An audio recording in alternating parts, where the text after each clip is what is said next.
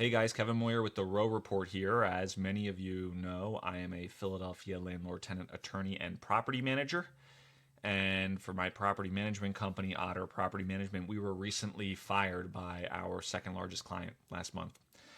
So we did some reflection to figure out how this happened, and really what it boils down to are some recent poor tenant placements.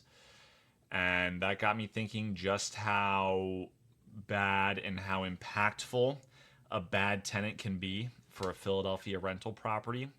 So I want you guys to learn from these lessons, and let's go through the math and let's figure out ways to improve this in the future as we want to do. So we have implemented some new stricter screening. We've been more picky on our pre-application process and for our application, and we really want to lock in and accept a little more vacancy and dial back the risk to place tenants. It's funny because this has the exact opposite effect of what the lawmakers intend by taking so long with the eviction process, putting all these tenant screening protections in place. But any rational actor, when faced with the increased risk that bad tenants bring, are going to mitigate that risk to every extent they possibly can.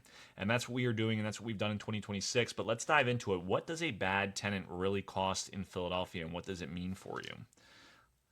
So here's a quick bad tenant cost analysis that we did. Our average monthly rent that we collect is right around 1,400 on average. That includes single room occupancy, one bedroom, two bedroom, three bedroom, and larger all through Philadelphia. So we're looking at 1,400 bucks.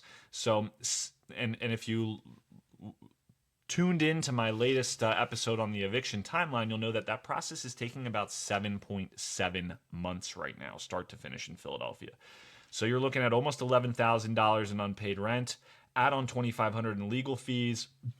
We have to presume 6K in property damage upon move out. And this is based on a lot of data we have. There's typically junk removal, there's typically painting, there's typically pest removal, there's typically handyman work that has to be done throughout, drywall repair and patching, lock changes. There is almost always significant damage done when we're talking about a quote unquote bad tenant, which we're describing here, in addition to the lockout timeline. So 6K to get your property up and ready for moving condition again. It's going to take 30 days to do that. So another 30 days in lost rent, 30 days to pay your property manager to lease it for you, and you're looking at a total estimated loss of $23,480 on a $1,400 a month rental. It is literally investment destroying if this happens on a single family home. And what does that mean? So let's look at it from an investment perspective. How long will it take you to make back that money? And it's not just the gross rent. So 1,400, it's not going to take you a year and a half just in rent to make it back, because you need to make back the cash flow difference that you're missing out on. So normally, if you're used to making, let's be generous and say you're used to making $500 a month net when your tenant is in place. So when your tenant pays you rent, let's say they pay 1,500 and you have $1,000 in expenses, including your mortgage, including your property taxes, your repairs, your management fees. Let's say that you have $500 net normally. So you're normally putting $500 in your pocket every month. On that scenario, one bad tenant with the $24,000 is going to take you almost 4 years to dig yourself out of that cash flow difference to respond to that bad tenant placement that you had. And let's say you're like more people and you have less than $500. At $350 in free cash flow, it takes you over 5.5 years to recover from that bad tenant placement. Let's go here to $250 a month.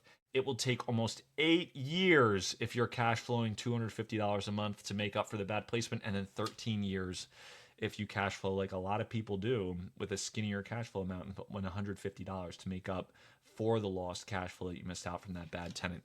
So it just shows, again, when you actually put this math on paper, it is just as painful as it feels when you have to recover from a bad tenant placement. It is catastrophic in Philadelphia. Philadelphia makes it particularly catastrophic because of all the hurdles and costs they have in place to remove a non-paying tenant. If you could remove a non-paying tenant like you can in a lot of municipalities in about 21 days, with fewer legal fees, obviously the damage is much less. And when the damage and risk are lower, you don't have to be as picky. Your return doesn't have to be as high. Your rents can be lower. It is all a balancing act. And city council gets it entirely wrong when they keep adding more and more risk onto property owners who are rational actors in an investment world. And with more risk comes a expected higher return and more risk aversion behaviors in the form of screening.